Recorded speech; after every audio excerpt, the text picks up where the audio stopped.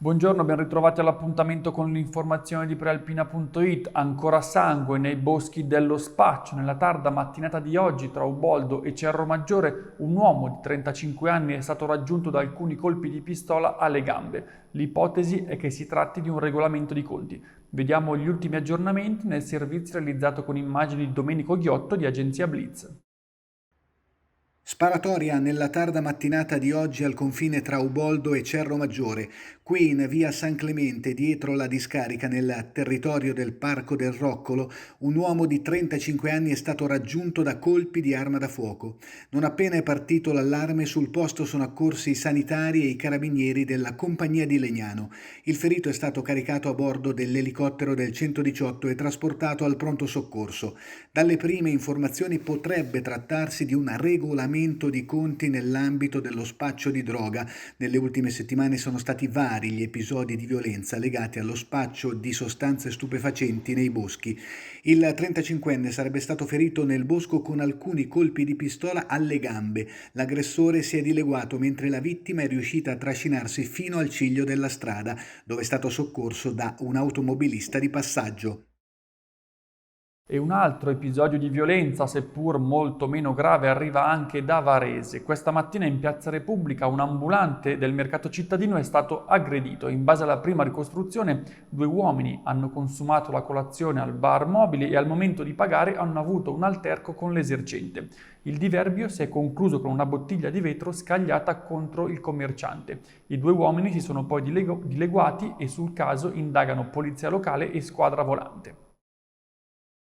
La Guardia di Finanza di Varese ha arrestato 5 persone residenti in provincia. L'accusa per tutti è di usura. Vediamo il servizio realizzato dal collega Luca Spriano.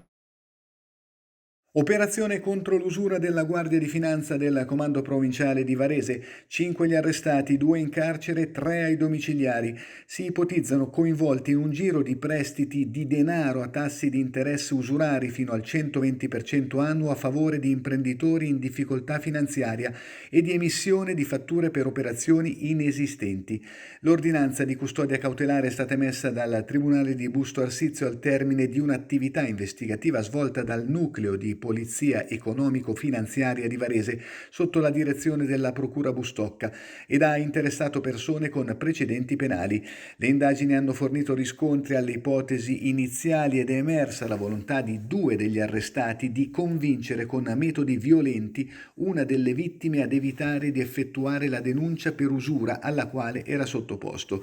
I principali indagati, servendosi di ditte intestate fittiziamente a prestanome, hanno emesso fatture per operazioni inesistenti per oltre 6,2 milioni di euro a favore di società bisognose di abbattere utili ed evadere così le tasse. Sono stati posti sotto sequestro beni per un valore complessivo superiore ai 2,7 milioni di euro, disponibilità finanziarie e polizze assicurative, 10 immobili in Lombardia, Sardegna e Calabria e 8 licenze per l'esercizio di mercato ambulante a posto fisso.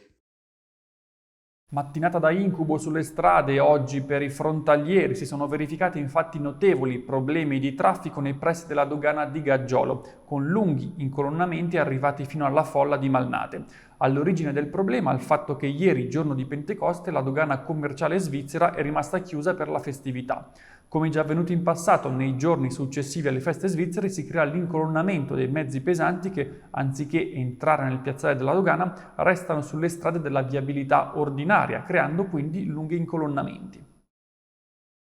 Infine il meteo. Dopo i disastri di domenica scorsa, nella mattinata di oggi si sono verificati ancora temporali e piogge intense su tutto il territorio provinciale. Non si registrano comunque particolari danni.